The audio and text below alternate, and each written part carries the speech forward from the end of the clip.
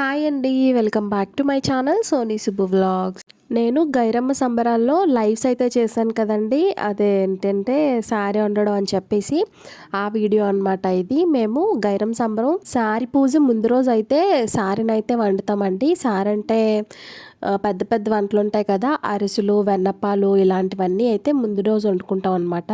మా ఇల్లు అయితే గైరమ్మ గుడి ముందేనండి. సో మాకు సంబరంగా ఉండేదన్నమాట ఆ నెల రోజులు.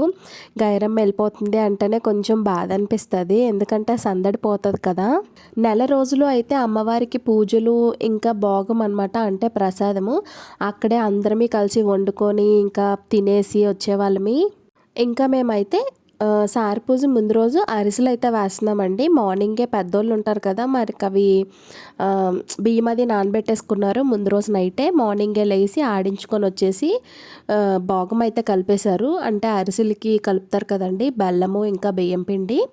సో అదైతే కలిపేసుకున్నారు. అందరమీ ఎక్కువ మొత్తంలో చేస్తాం కదా, దానివల్ల అందరిమీ అయితే ఉండలు చుట్టేసి ఇస్తే అరిసెలు వేసేవాళ్ళు అయితే వేశారండి. సగం వరకు కొంతమంది వేశారు, మిగిలిన సగం వరకు నేను కూడా కూర్చున్నాను అనమాట వేయడానికి.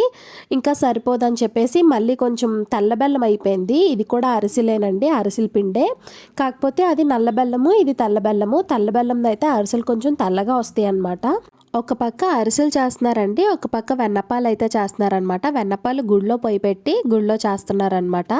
భోజనాలు అయిపోయిన తర్వాత అయితే వెన్నప్పాలు స్టార్ట్ చేసాము. వెన్నప్పాలు కూడా చాలా చక్కగా వచ్చాయండి. ఇలా అందరమీ కలిసి పని చేసుకుంటే చాలా సరదాగా ఉంటుంది కదండి. నాకైతే చాలా ఇష్టం అనమాట. మరి మీకు ఇలా అందరితో కలిసి మాట్లాడుకుంటూ పని చేసుకోవడం అంటే ఇష్టమా, ఒంటరిగా ఉంటే ఇష్టమా? కమెంట్ బాక్స్లో కమెంట్ చేయండి. అంటే ఇలా అని ఎందుకన్నానంటే కొంతమందికి ఇష్టం ఉండదన్నమాట, ఎక్కువ మంది ఉంటే. ఇలా అని నేను ఎందుకన్నానంటే ఒక్కొక్కరికి ఒక్కొక్క ఇష్టం ఉంటుందండి. అందరితో కలిసి ఉండడం అంటే కొంతమందికి ఇష్టం ఉంటుంది, ఒంటరిగా ఉండడం అంటే కొంతమందికి ఇష్టం ఉంటుంది. సో అందుకే అలా అన్నాను అనమాట. ఎవరు ఏమీ ఫీల్ అవ్వద్దు.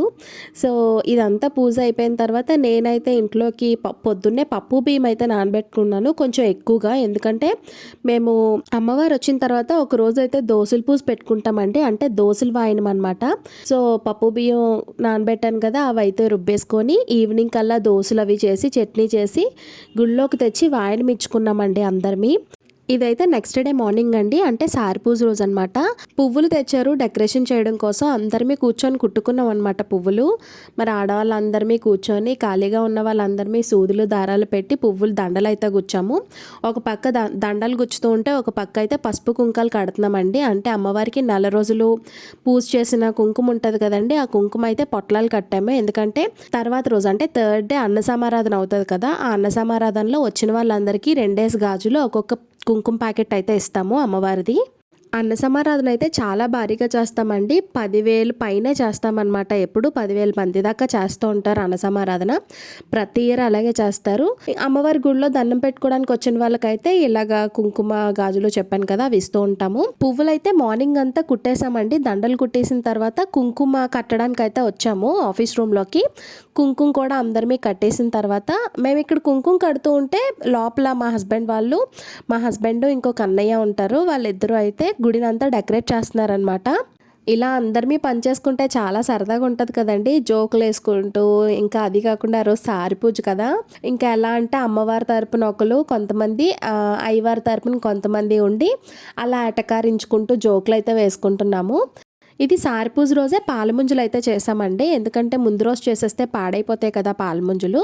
పాలముంజలు అంటే ఏంటంటే గోధుమ నూకతో చేస్తారు కదండి, ఉప్మా నూక అనమాట. ఉప్మా నూకతో మధ్యలో స్టఫ్ కొబ్బరికూర పెట్టి చేస్తారు.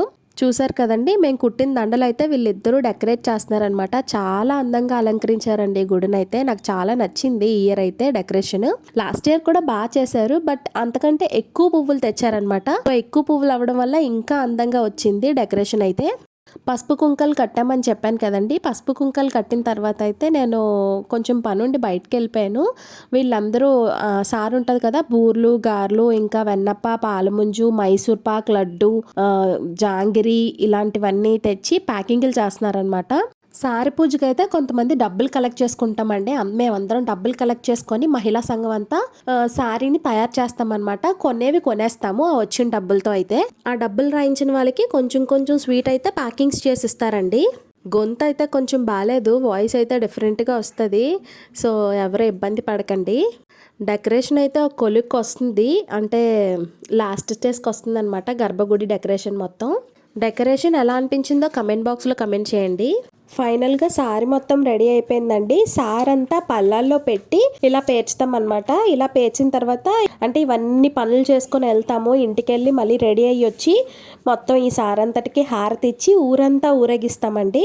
ఊరేగించిన తర్వాత అమ్మవారి ముందు పెట్టి పూజ చేసి ఎంతమంది వస్తే అంతమందికి ప్రసాదం అయితే పంచుతారండి. సారి ఊరేగింపు వీడియో, అన్న సమారాధన వీడియో, ఇంకా పూజ వీడియో అయితే నెక్స్ట్ వీడియోలో వస్తుందండి.